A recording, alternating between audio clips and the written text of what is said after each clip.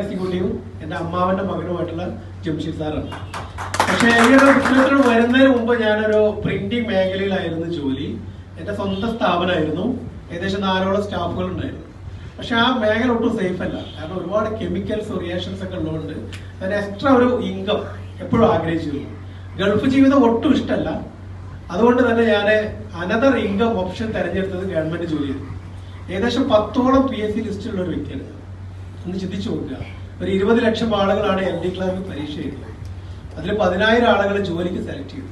19,90,000 ആൾക്കാർ പുറത്താണ്. 3-4 വർഷം കാത്തിരിക്കുക.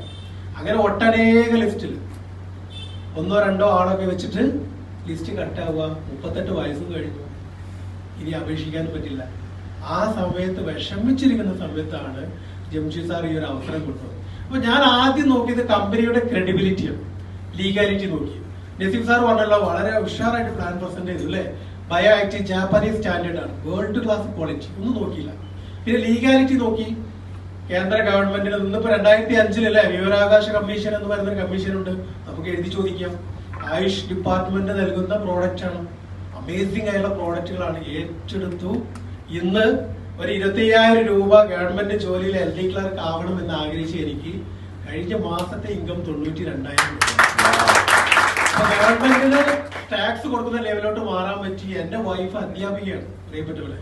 13 വർഷമായിട്ട് അവള് BEd കഴിഞ്ഞിട്ടുണ്ട്. ഒരു എംപ്ലോയ്മെന്റ് എക്സ്ചേഞ്ചും അവൾക്ക് ഇതുവരെ ഒരു അയച്ചു കൊടുത്തില്ല ജോലി അപ്പോയിന്റ്മെന്റ് വേണ്ടിയിട്ട്. ഒന്ന് ചിന്തിച്ചു നോക്കുക. കേരളത്തിന്റെ പോപ്പുലേഷന്റെ 1.5% ഗവൺമെന്റ് ജോലി കൊടുക്കാൻ പറ്റുള്ളൂ. ആ സമയത്ത് 28 ലക്ഷം ആളുകൾ എംപ്ലോയ്മെന്റ് എക്സ്ചേഞ്ചിലുണ്ട്, അഭ്യസ്ത വിദ്യരാണ്. ആ സമയത്ത് നിങ്ങളൊന്ന് ചിന്തിച്ചു നോക്കുക. പരപ്പനങ്ങാടിയിലെ നഹാസ് ഹോസ്പിറ്റലിന്റെ തൊട്ടടുത്ത് 100 മീറ്റർ പോയി കഴിഞ്ഞാൽ സീനത്ത് മനസ്സിൽ എന്ന് പറയുന്ന ഒരു വീട് കാണാം. അത് എന്റെ വീടാണ്.